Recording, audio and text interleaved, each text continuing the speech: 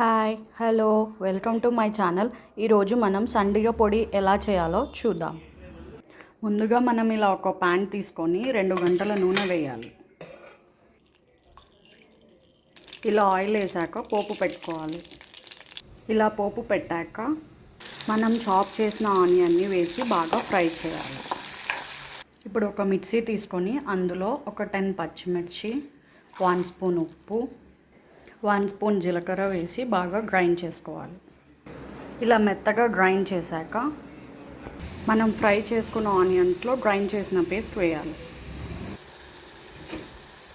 ఇప్పుడు ఒక 1/2 స్పూన్ పసుపు వేసి బాగా కలపాలి.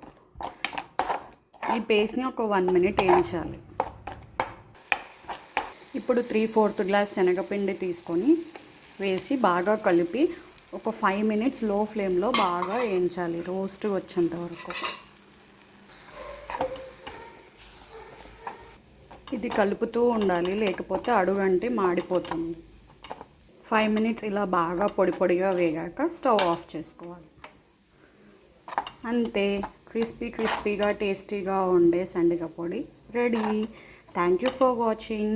Please like, share and subscribe to my channel.